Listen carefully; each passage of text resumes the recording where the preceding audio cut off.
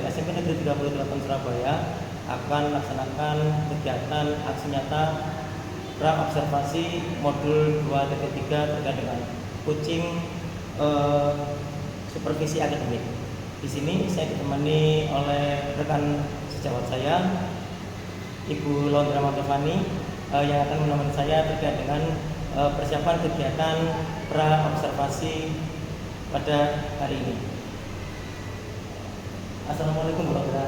Waalaikumsalam. Bagaimana kabarnya hari ini Bu Laundra? Alhamdulillah. Baik.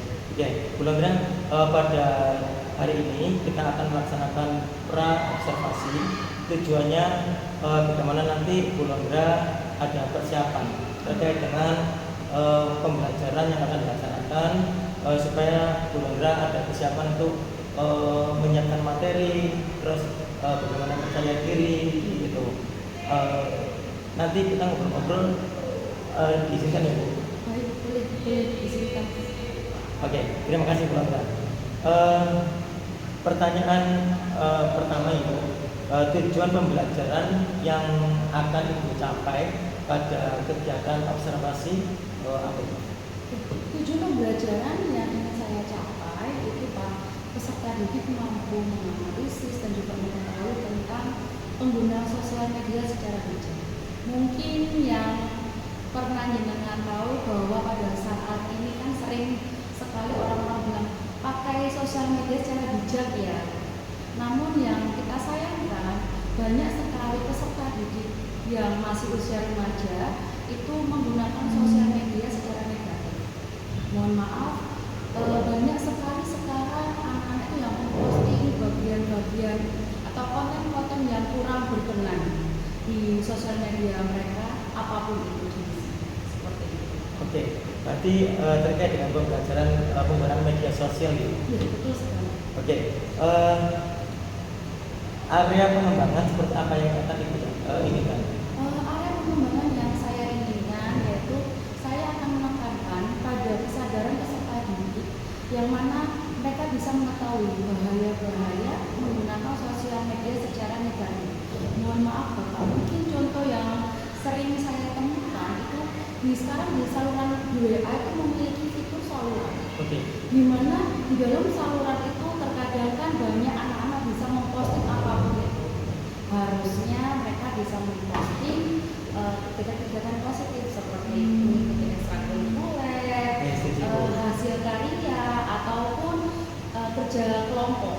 Namun yang kita sayangkan bahwa mereka memposting, mohon maaf, foto-foto yang menggunakan baju terbuka, yang mana harusnya foto-foto tersebut menjadi konsumsi pribadi malah menjadi konsumsi publik.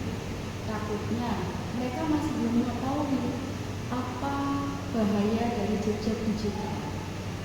Dimana kalau kedepannya mungkin foto-foto mereka bisa mereka hapus, tapi orang-orang yang mengikuti saluran-saluran tersebut, foto-foto bisa disimpan dan akan menjadi bumerang mereka di kemudian hari. Oke, luar biasa. Mudah-mudahan apa yang Ibu ingin capai besok bisa terlaksana ya Bu. Oke, pertanyaan berikutnya Ibu terkait dengan model pembelajaran apa yang akan Ibu pakai di pembelajaran waktu observasi besok? Model pembelajaran yang saya pakai yaitu problem based learning yang berdasarkan pada masalah ya. Oke. Oke, jadi nanti pembelajarannya berdasarkan masalah yang terjadi pada yang kekinian gitu. Iya, seperti itu. Oke. Pertanyaan berikutnya Ibu. Strategi pembelajaran itu kan ada apa yang ingin Ibu capai dari proses dan kontennya? Untuk strategi itu saya menggunakan pembelajaran berdiferensiasi, di mana menggunakan diferensiasi proses dan juga konten.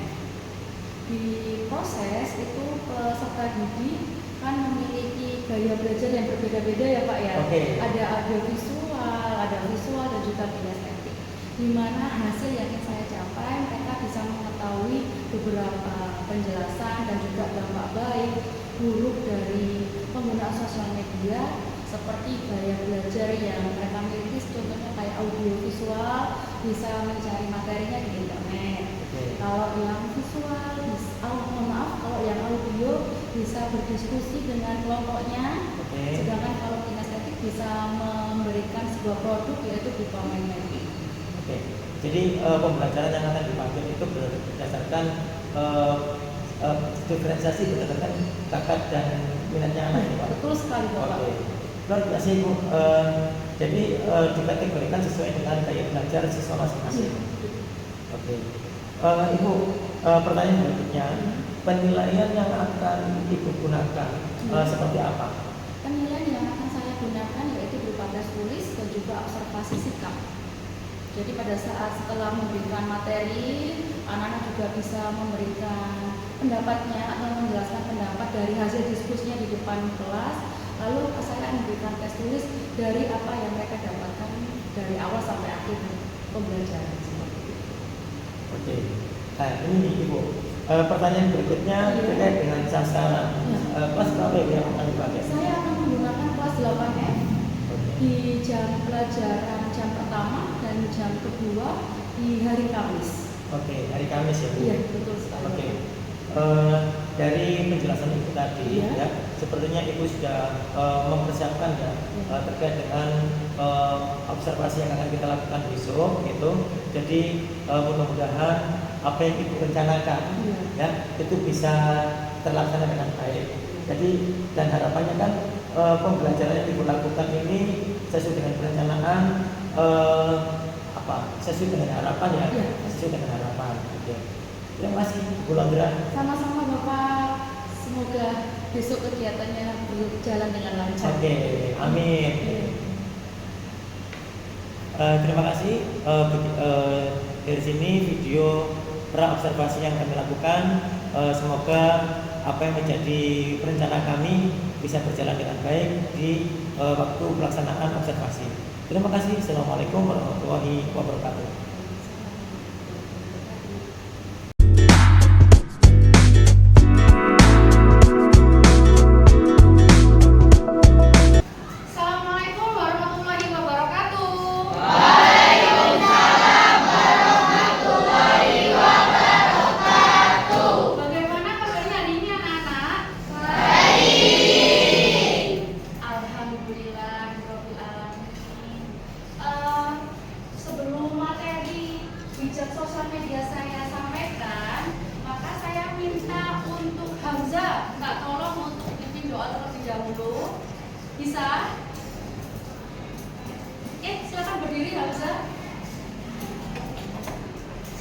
Sebelum kita mengikuti pelajaran, sebaiknya kita berdoa terlebih dahulu. Berdoa mulai. Berdoa bersama. Terima kasih Hamza. Anak-anak, sebelum dimulai juga saya mau tanya yang nggak masuk ini siapa saja? Naura, Dewi, Mundila, Rafa, Angga. Oke, Mundila kenapa Mundila? Mundila sakit. Terus Aryo? Aryo. Oke, kalau Rafa? Naura? Naura izin. Sama Dewi? Sakit. Dan tadi sudah ada keterangannya ya. Ya. Ya anak, sebelum lagi kalian masuk ke materi bijak sosial media, saya mau ice breaking dulu biar kalian lebih fokus. Karena kan masih wajah-wajah ngantuk, wajah-wajah masih kayaknya belum sarapan, jadi saya minta kalian biar lebih semangat dan fokus lagi. Oke, dengarkan apa yang saya ucapkan, jangan lakukan apa yang saya lakukan. Apa? Dengarkan apa yang saya katakan, jangan lakukan apa yang saya lakukan. Sekarang coba tangannya di telinga. Saya minta kalian untuk pegang hidung, pegang pipi, pegang kening, pegang dagu. Oke, sudah paham?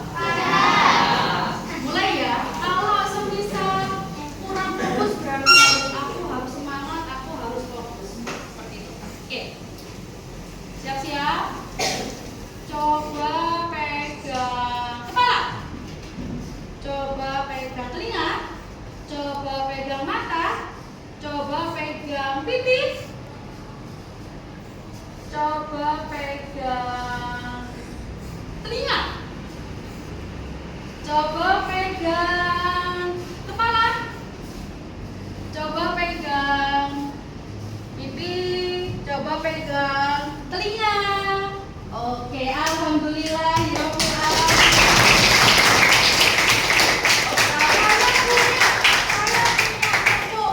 Hebat. Oke. 1, 2, 3. Hebat, hebat. Jempol. Satu lagi. 1, 2, 3. Jempol. Hebat.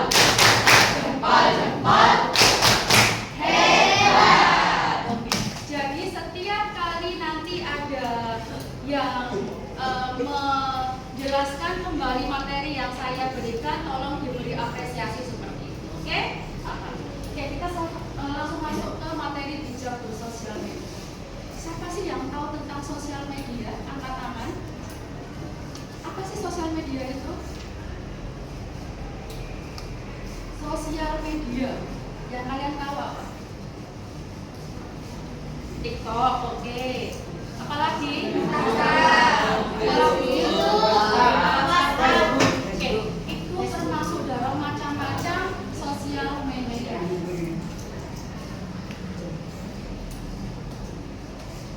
Sosial media sendiri memiliki arti, yaitu platform digital yang memungkinkan penggunanya untuk berinteraksi, berbagi konten, dan terlibat dalam jaringan sosial media.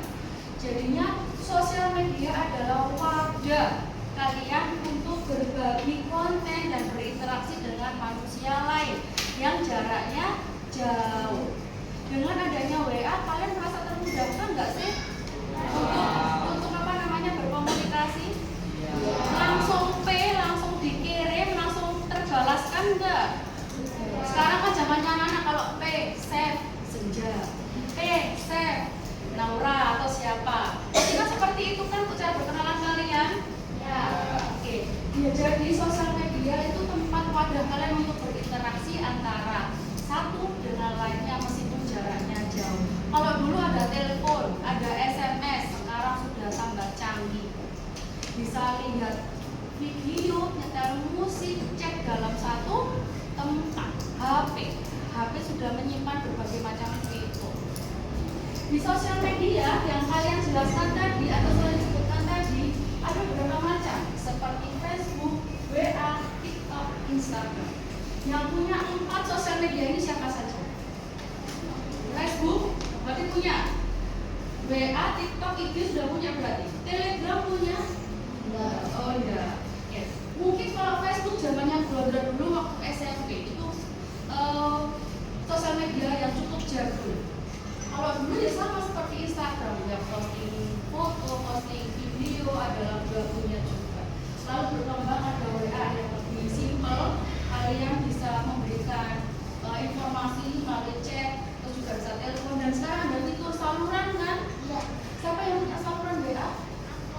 Aku. Oke, 1, 2, 3, 4, 5. Kelas juga punya saluran? Belum ada.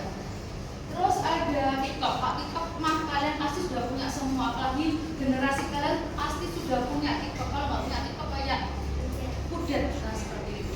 TikTok kan pasti isinya tentang informasi, terus tren-tren dari tarian-tarian, terus lagu-lagu, masakan. Instagram pun juga sama seperti itu. Nah, dari adanya sosial media ini pasti memiliki kelebihan dan juga kekurangan. Apa?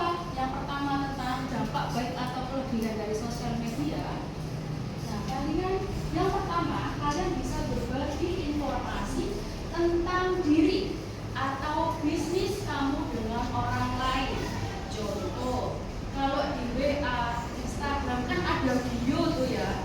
Biasanya kan video itu kalau adanya blasteran bendera Indonesia sama bendera ini, atau dari Surabaya dengan Bandung, berarti blasteran kota bukan blasteran negara. Terus kalau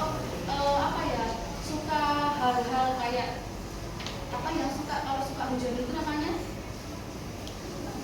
Ya, kan hobi kesukaanku tentang hujan, tentang game, ML, dan nanti dijelaskan di bio.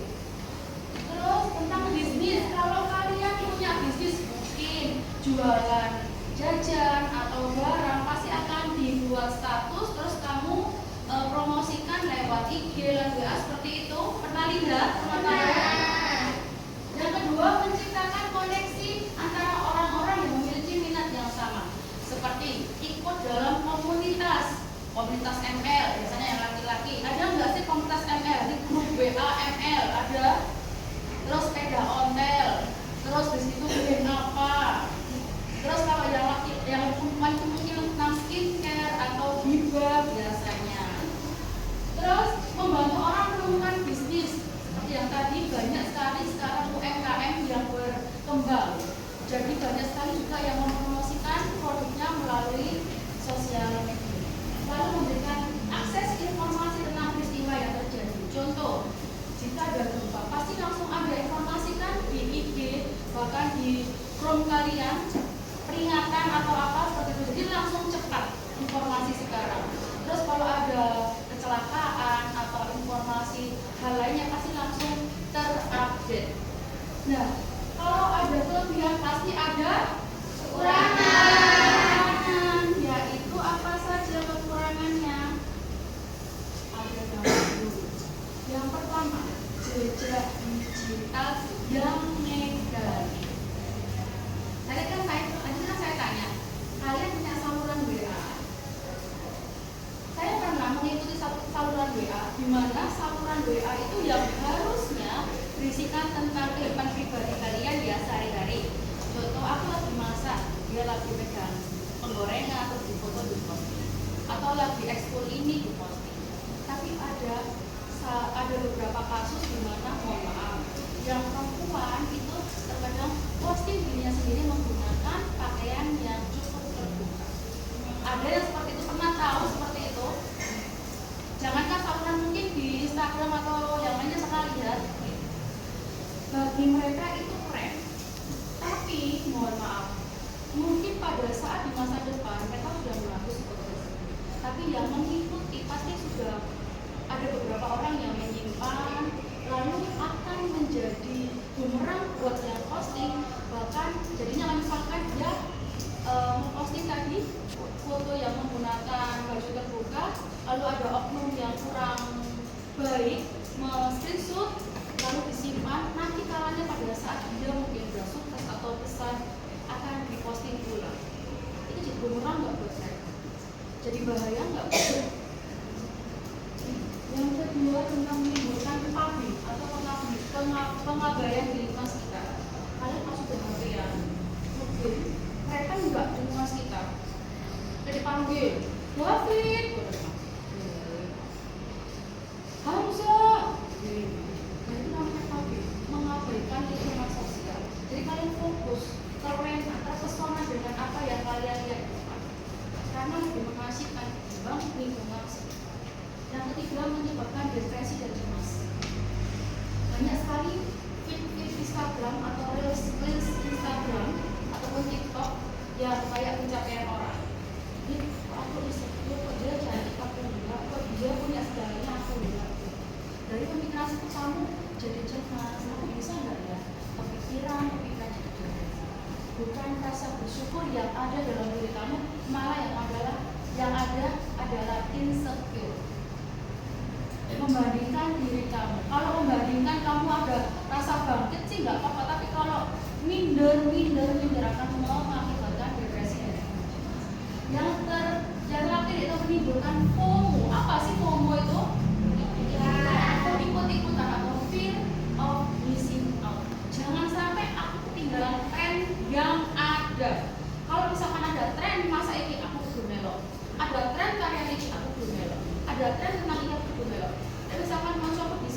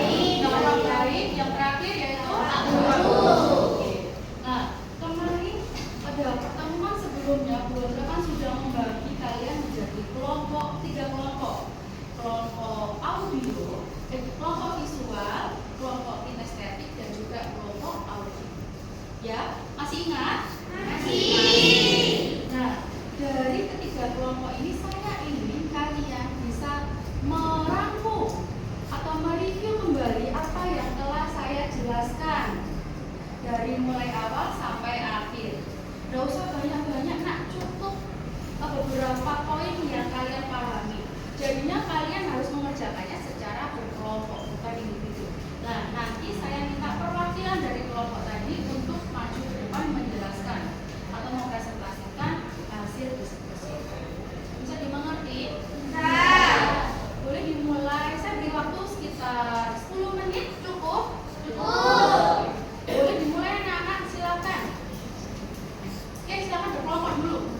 Berkelompok dulu. Ini mungkin masnya kan tadi kelompoknya Cindy ya? Ya, boleh.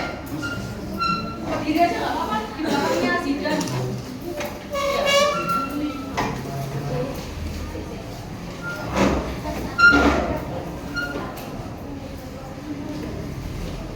Itu ada versi warna-warni kan ya? Iya, spidol ya. Boleh.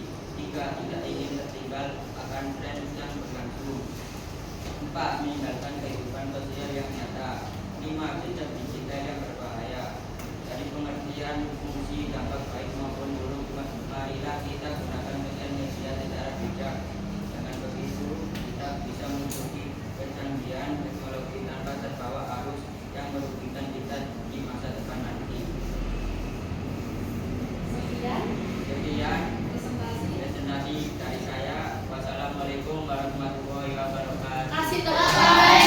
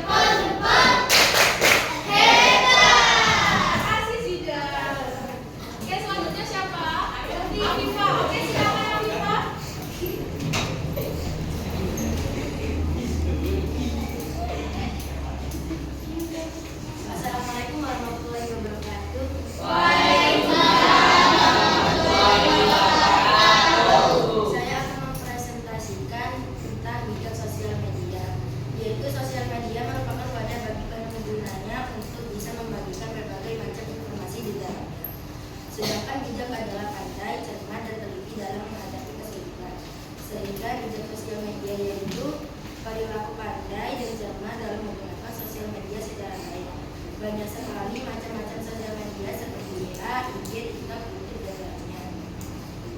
Banyak sekali kemudahan yang kita dapatkan dalam menggunakan sosial media, semua informasi yang kita dapatkan bisa secara cepat dan tepat. Namun banyak sekali dapat berdampak negatif. Para pengguna sosial media tersebut belum bisa menyaring kritikan ataupun konten yang dibuat maupun diposting. Padahal gadget digital sangatlah berbahaya untuk masa depan kelak. Maka dari itu marilah kita menjaga kritikan kita di sosial media dan juga jaga privasi kehidupan kita di sosial media. Sekian presentasi kami. Wassalamualaikum warahmatullahi wabarakatuh.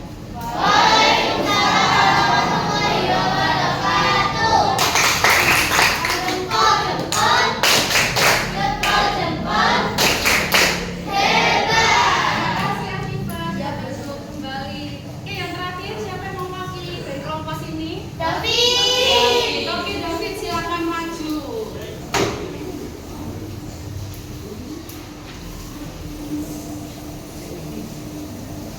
Silakan David. Assalamualaikum warahmatullahi wabarakatuh.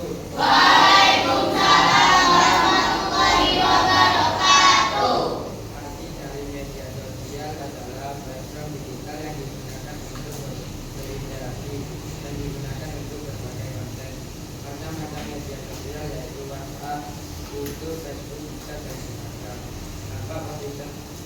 Nampak positif media sosial sebagai informasi, komunikasi, membantu promosi organisasi. Dampak negatif media sosial yaitu umum menjauh dari kehidupan sosial, umat, dan negatif. Sekian dari presentasi saya. Wassalamualaikum warahmatullahi wabarakatuh.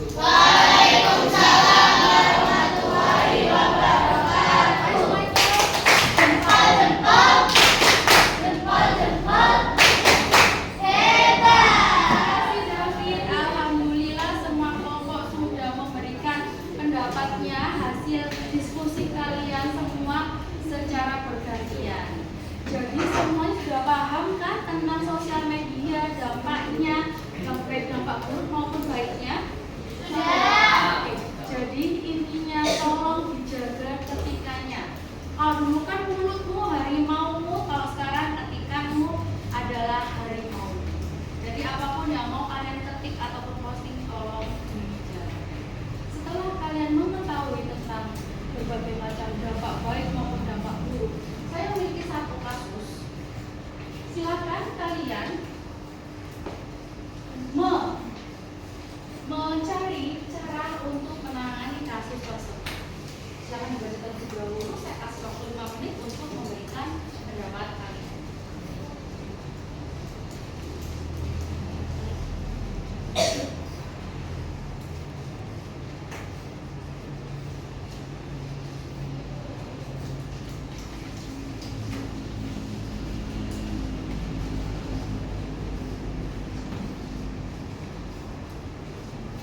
Oke, sudah selesai? Sudah. Sudah ditulis cara penanganannya? Sudah. Nanti saya minta untuk dikumpulkan per kelompok aja ya hasil jawaban kalian. Oke anak-anak, selesai sudah apa yang saya sampaikan tentang bijak sosial media.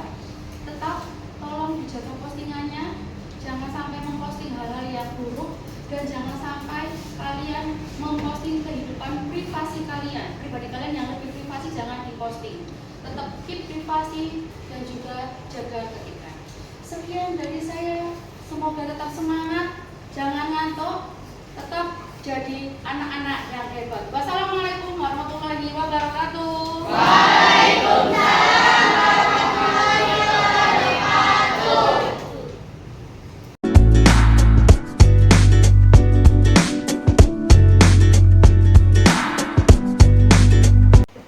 Bismillahirrahmanirrahim. Assalamualaikum warahmatullahi wabarakatuh.